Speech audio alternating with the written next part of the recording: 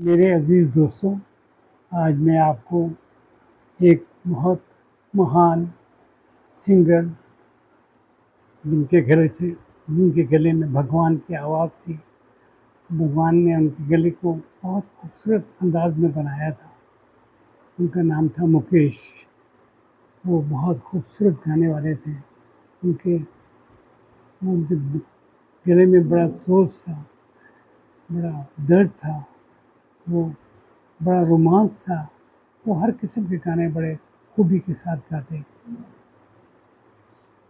उनकी ये एक बायोग्राफी है जो छोटी सी आपको पेश कर रहा हूँ। वो 22 जुलाई को 1923 में पैदा हुए। वालिद उनके इंजीनियर थे। वालदा का नाम चांद बीबी था।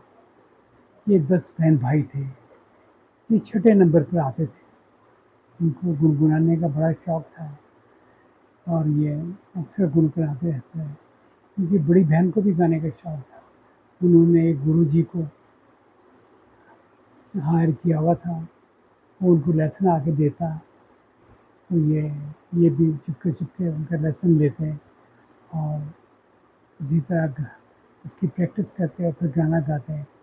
अब तो वो पूरी फैमिली में अच्छे खासे मशहूर हो गए थे कि ये बड़ा अच्छा गाने वाले हैं। अब इनकी बड़ी बहन की शादी थी इत्तेफाक से। इंडिया के एक बहुत बड़े एक्टर थे मोतीलाल साहब। वो बम्बई से तशरीफ़ लाए।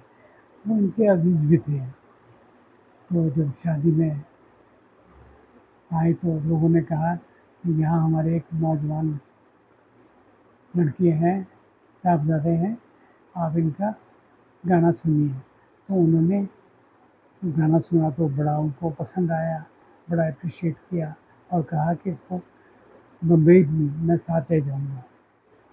तो वो बड़ा इत्तेफ़ाक था और बड़े मुकेश साहब के लिए एक ज़बरदस्त दरवाज़े खुल रहे थे उनकी गायकी के मुतालिक। उनको शुरू में के.एल. सहगल का के गानों की वो उनका कॉपी किया करते थे। उनके अंदाज़ में गाते थे। वो उनको बड़े वो पसंद थे और कई गाने तो उन्होंने इस तरह कॉपी किए कि के.एल. सहगल साहब तो खुद हैरान हो गए, क्या मैंने ये गाना गाया है? जब दिल ही टूट गया तो हम जी के क्या करेंगे। इसलिए वो के.एल. सहगल साहब परेशान हो गए, हैरान हो गए। तो लोगों ने कहा कि ये मुकेश ने गाया है। तो ये मुंबई में तो आ चुके थे। तो वहाँ इन्होंने 3 फ़िल्में बनाई जिसमें माशूक़ा थी, जिसमें एक आग थी और एक और फ़िल्म थी, लेकिन ये कामयाब नहीं हो सकी। और तो इनको डायरेक्शन का भी शौक था। वो भी इन्होंने अपना पूरा शौक आज़माया, लेकिन उसमें भी कामयाबी ना हुई। फिर चंद्र जयकिशन और नौशाद साहब ने उनको मशवरा दिया कि आप अपनी आवाज़ में खुद गाएँ। आप के.एल. सहगल साहब बहुत अच्छे गाने वाले हैं, उनका अपना अंदाज़ है, आप अपने अंदाज़ में गाना गाएँ। तो उन्होंने उनके मशवरे को मान लिया और अपने ही आवाज़ से, अपने ही स्टाइल से वो गाना शुरू कर दिया। वो बड़ा पॉपुलर हुआ, लोगों को बड़ा पसंद आया है। उन्होंने बरसात में 2 गाने गाए, जो राज कपूर के ऊपर फ़िल्माए गए हैं। वो बड़े खूबसूरत गाने थे। वो बड़े पॉपुलर हुए। तो अब तो वो पूरी तरह उनकी एंट्री हो गई थी। अब तो वो फ़िल्मी दुनिया में उनकी जान-पहचान हो गई थी और उन्होंने शादी भी कर ली थी। शादी का भी बड़ा एक अजीब ये एक समझ लें कि हादसा ही था। एक गुजराती बड़ी अच्छी फैमिली की लड़की थी, वो स्टेज एक्ट्रेस थी। उनके साथ मुकेश साहब की दोस्ती हो गई और शादी की नौबत आ गई।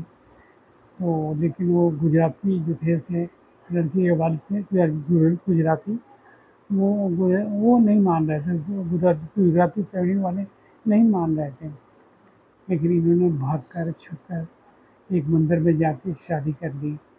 वहाँ मोतीलाल साहब ने इनकी बड़ी मदद की और इस तरह वो शादी हो गई। इन्होंने बड़े सख्त दिन भी गुजारे, वर्षों पर रात को सोते रहे, लेकिन ये अपनी अपनी धुन में लगे रहे और स्टूडियोज़ में इनका आना जाना होता था। अब इनको काम मिलना भी शुरू हो गया था। फ़िल्म में इनके 2 गाने भी हिट हो चुके थे। अब कुछ हालात बेहतर होते जा रहे थे। इन्होंने बहुत अच्छी-अच्छी फ़िल्मों में गाने गाए और उन्होंने अनाड़ी में गाना गाया, उन्होंने जोकर में गाना गाया, उन्होंने आवारा में गाना गाया, उन्होंने कभी-कभी में गाने गाए, उन्होंने संगम में गाने गाए, जो राज कपूर की पहली फ़िल्म थी, जो कलर्ड फ़िल्म थी और बड़ा खूबसूरत गाने गाए। उन्होंने श्री 420 में गाने गाए, उन्होंने आनंद में गाने गाए, जिसमें राजेश खन्ना पर बहुत अच्छे फिल्माए गए थे। अंदाज़ में उन्होंने बहुत अच्छे गाने गाए, वो दिलीप कुमार के ऊपर फिल्माए गए। बाबुल में उन्होंने बहुत अच्छे गाने गाए, बरसात में भी उन्होंने बहुत अच्छे गाने गाए। इस तरह वो उनका सफ़र चलता रहा और वो एक बहुत अच्छे लेवल के एक पर उनकी आ गया था और उनको मौसीक़ार उनको इनवाइट करते थे कि आप हमारे म्यूज़िक में आएँ और हम आप हमारे साथ गाना गाएँ। शंकर जयकिशन ने तो 135 गाने उनसे गवाए। आनंद जी ने कोई तकरीबन 100 गाने उनसे गवाए और नौशाद भी पीछे नहीं थे, उन्होंने भी अंदाज़ में उनसे गाने गवाए थे।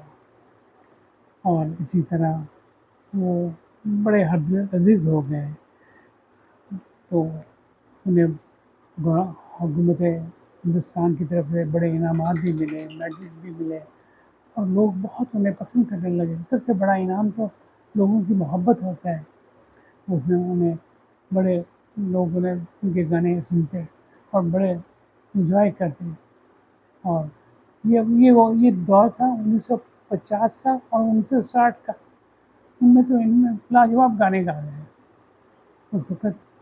रफ़ी साहब, मुकेश साहब और किशोर कुमार साहब बड़े ज़बरदस्त गाने गाने वालों में शुमार थे और एक से एक बढ़कर एक थे। उनको और इनकी आपस में बड़ी दोस्ती भी थी। इनके 5 बच्चे हुए माशाल्लाह। इनके 5 बच्चे हुए, लेकिन जो छोटा बेटा था अनित मुकेश, वो प्लेबैक सिंगर बन गया। वो उसने बहुत अच्छे गाने गाए। वो हर अपने वालिद साहब का मुकाबला तो ना कर सके, लेकिन वो एक प्लेबैक सिंगर की हैसियत से वो अच्छे गाने गाने शुरू कर दिए। वो अपने वालिद के साथ मुख्तलिफ टूर्स पर बैरून मुल्क जाते। वो नैरोबी में गए, मराकश में गए, वहाँ भी उन्होंने बड़े बड़े ज़बरदस्त वो कंसर्ट किए वहाँ। फिर और भी वो मुल्कों में जाते, इस तरह वो उनका जाना हुआ कि अपना अमेरिका में, वहाँ पर उनके कुछ 20-25 प्रोग्राम थे और मिशिगन स्टेट थी जहाँ पर वो ये 1976 का वाक़या है। तो मिशिगन स्टेट में वो गाने गा रहे थे, अचानक उनकी तबीयत ख़राब हुई। वो स्टेज से उतर कर पर्दे के पीछे चले गए और बताया कि मेरी तबीयत कुछ ख़राब है। उनको फ़ौरन अस्पताल ले गए। उन्हें बड़ा सख्त हार्ट अटैक हुआ था। डॉक्टरों ने बहुत कोशिश की, लेकिन कामयाबी न हुई। वो इस दुनिया से फ़ानी से रुखसत हो गए। उनके साथ उस वक़्त लता थी और उनके छोटे भाई थे और उनके छोटे बेटे थे जो उनके साथ थे। उन दोनों ने मिलके उनकी वहाँ की जो रस्म थी वो पूरी की और उनकी अर्थी को वो बम्बई लेके आए, तो वहाँ बड़ा कोहराम मच गया, बड़ा कोहराम मच गया, क्योंकि एकदम एक इतना बड़ा आर्टिस्ट इस दुनिया से चले गए।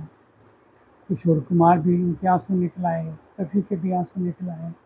बड़े गमज़दा हुए कि हमारा एक सिंगर भाई इस दुनिया से रुखसत हो गया।